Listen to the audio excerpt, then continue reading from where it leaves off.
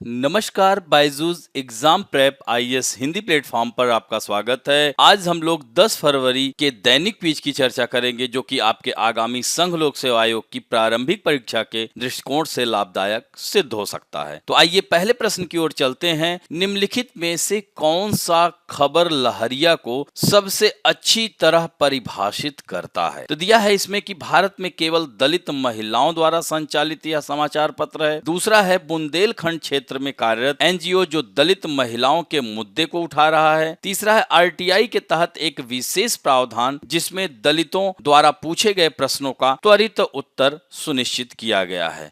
या चौथा है मध्य प्रदेश में दलित महिलाओं के लिए एक प्रत्यक्ष लाभ हस्तांतरण योजना। तो इसमें उत्तर यह होगा ए, क्योंकि यह दलित महिलाओं द्वारा संचालित समाचार पत्र है।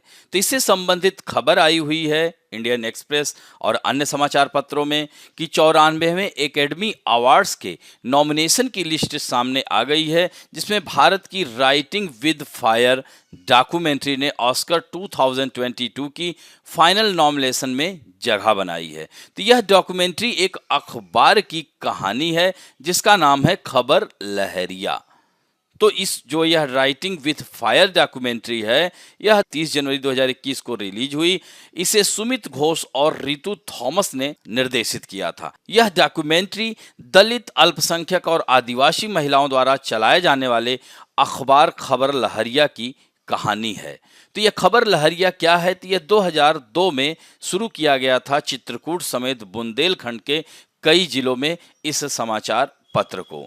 तो यह देश का पहला ऐसा अखबार है जिसे दलित, आदिवासी और अल्पसंख्यक महिलाएं चलाती हैं। इस पत्र को सन 2009 के यूनेस्को साक्षरता पुरस्कार के लिए भी चुना गया था। तो यह पत्र दलित ग्रामीण महिलाओं द्वारा निरंतर नामक अशासकीय संस्था के प्रोत्साहन से निकाला जाता है। तो इस अखबार को इलाके की बेहद गरीब, आदिवासी, कम पढ़ी लिखी महिलाओं की मदद से निकाला जा रहा है। अब बढ़ते हैं दूसरे प्रश्न की ओर। निम्नलिखित कथनों पर विचार कीजिए। पहला है परमाणु संलयन आधारित ऊर्जा कम कार्बन उत्सर्जन होने का दावा करती है, परंतु इससे अधिक खतरा इसके द्वारा परमाणु ऊर्जा उत्पन्न करने में है। तो यह कथन असत्य हो जाता है। 1 किलोग्राम संलयन ईंधन में 1 किलोग्राम कोयला, तेल या गैस की तुलना में 10 मिलियन गुना अधिक ऊर्जा उत्पन्न होती है। तो यह कथन एकदम सत्य है। दूसरा है ITER 7 सदस्यों चीन, यूरोपीय संघ, भारत, जापान, दक्षिण कोरिया, रूस और अमेरिका द्वारा समर्थित एक संलयन अनुसंधान मेगा प्रोजेक्ट है जो फ्रांस के दक्षिण में स्थित है। तो ये भी कथन एकदम सत्य है। अतः आंसर क्या होगा? डी होगा। तो इससे संबंधित जो खबर आई है द हिंदू में, वैज्ञानिकों ने फ्यूजन एनर्जी में बनाया रिकॉर्ड। यानी यूनाइटेड किंगडम के वैज्ञानिकों ने कहा है कि उन्होंने परमाणु संलयन ऊर्जा के उत्पादन में या सूर्य में ऊर्जा के उत्पादन के तरीके की नकल करने में एक नया मील का पत्थर हासिल किया है। परमाणु संलयन ऊर्जा मानव जाति की लंबे समय से चली आ रही खोजों में से एक है, क्योंकि यह कम कार्बन होने का वादा करती है, जैसा कि कथन में था, जो अब परमाणु ऊर्जा का उत्पादन करने की तुलना में सुरक्षित है और एक दक्षता के साथ जो तकनीकी रूप से 100% अधिक हो सकती है। तो ऑक्सफोर्ड के पास संयुक्त यूरोपीय टोरस, जिसे JET कहते हैं, एक टीम ने दिसंबर में एक प्रयोग के दौरान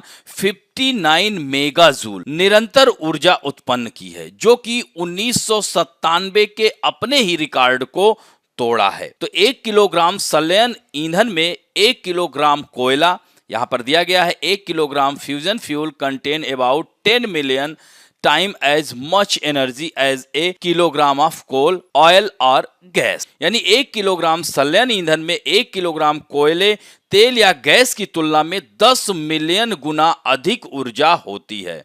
तो ऊर्जा का उत्पादन एक मशीन में किया गया था जिसे टोकामैक कहा जाता है, जो कि एक डोनट के आकार का उपकरण है।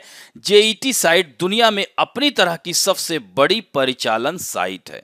जिसमें ड्यूटेरियम और ट्राइटियम जो हाइड्रोजन के समस्थानिक हैं। यहां पर दिया गया है, देखिए, deuterium and tritium which are isotopes of hydrogen. तो यह प्लाज्मा बनाने के लिए सूर्य के केंद्र की तुलना में 10 गुना अधिक गर्म तापमान पर गर्म किया जाता है और यह सुपर कंडक्टर इलेक्ट्रोमैग्नेट का उपयोग करके आयोजित किया जाता है, क्योंकि यह चारों ओर घूमता है और गर्मी के रूप में जबरदस्त ऊर्जा छोड़ता है। तो इस तरह से इन महत्वपूर्ण प्रयोगों के रिकॉर्ड और वैज्ञानिक डेटा जेईटी के बड़े और अधिक उन्नत संस्करण, जिसे ITER कहते हैं। तो ITER एक फ्यूजन रिसर्च मेगा प्रोजेक्ट है जो 7 देशों यानी 7 मेंबर्स हैं, China, European union, India, Japan, south Korea, रूस एंड USA द्वारा समर्थित है और फ्रांस के दक्षिण में यह स्थित है। तो यह संलयन ऊर्जा की वैज्ञानिक और तकनीकी व्यवहार्यता को और प्रदर्शित करना चाहता है। अब बढ़ते हैं नेक्स्ट तीसरे क्वेश्चन की ओर। Indian National Centre for Ocean Information Services निम्नलिखित में से किस मंत्रालय के तहत संचालित होता है? तो वह उत्तर है पृथ्वी विज्ञान मंत्रालय। तो इसके तहत द हिंदू में आई खबर है कि Indian National Centre for Ocean information service तटीय भेद्यता मूल्यांकन करता है। तो तटीय सुभेद्यता सूचकांक जो कि INCOIS ने यह तैयार किया है, 1:1 पैमाने पर 156 मानचित्रों वाला एक एटलस निकाला है और यह मानचित्र भारतीय तट के लिए भौतिक और भूवैज्ञानिक मापदंडों के आधार पर भविष्य में समुद्र के स्तर में वृद्धि के कारण तटीय जोखिमों का निर्धारण करते हैं और उपयुक्त मापदंडों का उपयोग करते हुए एक तटीय बहुखतरा सुभेद्य मानचित्रण, जिसे MHVM कहते हैं, यानी multi hazard vulnerability mapping, MHVM। तो इसके आधार पर इन मानदंडों को समग्र खतरे वाले क्षेत्रों को प्राप्त करने के लिए संश्लेषित किया गया था, जो अत्यधिक बाढ़ की घटनाओं के कारण तटीय निचले इलाकों के साथ जलमग्न हो सकते हैं। तो यह MHVM मैपिंग 1:25,000 के पैमाने पर भारत की संपूर्ण मुख्य भूमि के लिए की गई थी।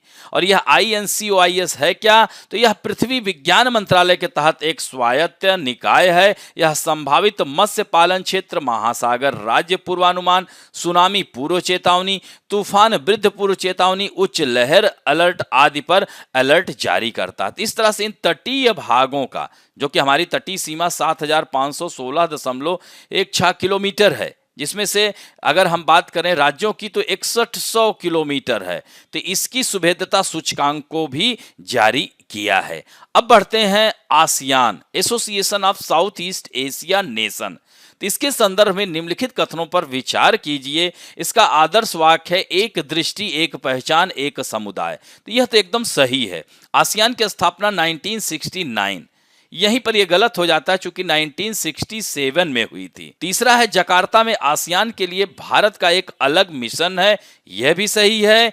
और इस तरह से 1 और 3 सही होता है, अतः आंसर सी होगा। यह द हिंदू में आई हुई खबर है, भारत FTA समीक्षा शुरू करने के लिए आसियान के साथ चर्चा कर रहा है। तो आसियान 10 देशों का समूह है। 1967 में इसकी स्थापना हुई थी। Indonesia, Malaysia, Philippines, Singapore, Thailand यह जो है संस्थापक राष्ट्र थे। बाद में इसकी संख्या 10, यानी इसमें और भी Brunei, Vietnam, Laos, Myanmar, Cambodia, इस तरह से 10 राज्य हैं जिन्हें देश भी कहा जाता है। इसका आदर्श वाक्य भी हमने बता दिया है। और भारत के पास जकार्ता में आसियान और पूर्वी एशियाई शिखर सम्मेलन के लिए एक अलग अलग मिशन है और आसियान भारत का चौथा सबसे बड़ा व्यापारिक भागीदार भी है। अब बढ़ते हैं संघ लोक सेवा आयोग में आए हुए प्रश्न की ओर। तो निम्नलिखित में से किस शासक ने अपनी प्रजा को इस अभिलेख के माध्यम से परामर्श दिया था कि कोई भी व्यक्ति जो अपने संप्रदाय को महिमा मंडित करने की दृष्टि से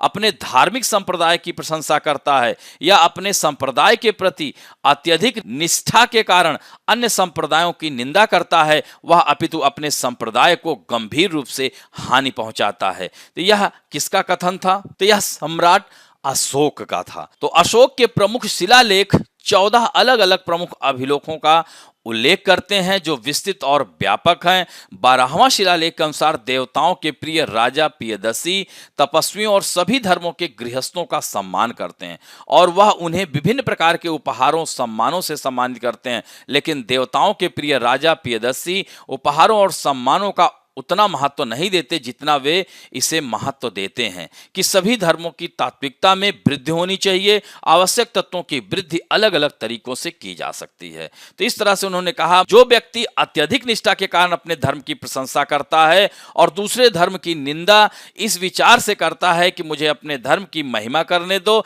इससे वह केवल अपने ही धर्म को हानि पहुंचाता। इसलिए धर्मों के मध्य संपर्क होना चाहिए। अब बढ़ते हैं आज के फैक्ट ऑफ द डे में। राज्यपाल की भूमिका के संदर्भ में हम बात करेंगे। तो इसमें जो महत्वपूर्ण मुद्दा इस समय है कि इसमें क्या सुधार होने चाहिए, यह बहुत ही आवश्यक हो जाता है।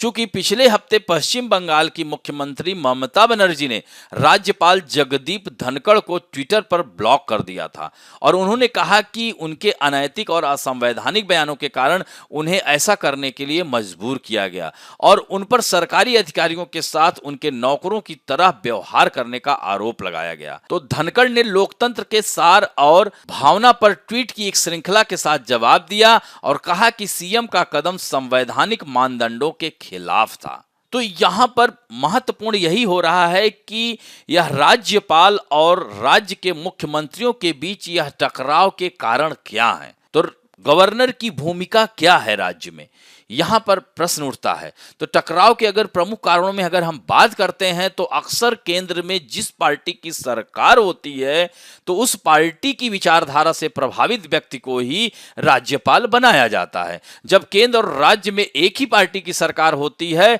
तो मुख्यमंत्री और राज्यपाल के संबंध अच्छे रहते हैं और दोनों के बीच कोई खास दिक्कत नहीं होती।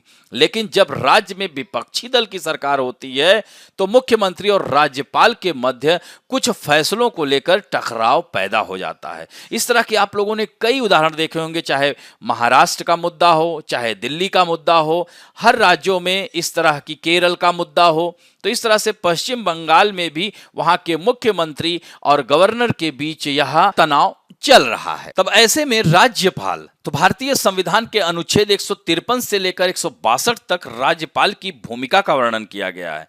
यानी अनुच्छेद 153 के मुताबिक देश के में प्रत्येक राज्य का एक राज्यपाल होगा। साथ ही एक व्यक्ति 2 या 2 से अधिक राज्यों के राज्यपाल के रूप में नियुक्त किया जा सकता है और 155 के अनुसार राज्यपाल की नियुक्ति राष्ट्रपति द्वारा की जाती है।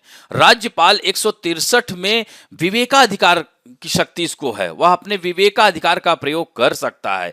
मान लीजिए कि चुनाव होता है, उसमें किसी पार्टी को बहुमत नहीं है तो वह निर्णय लेने के लिए स्वतंत्र होता है और उसकी सरकार बनाने के लिए, जैसे उत्तर प्रदेश में जो वर्तमान में जगदम्बिका पाल भारतीय जनता पार्टी में है, वह कांग्रेस में हुआ करते थे, एक दिन का राज्यपाल उन्हें बनाया गया था। तो भारतीय जैसे संघीय लोकतंत्र में शक्ति के विभाजन के साथ निगरानी और संतुलन बनाए रखने की जरूरत होती है।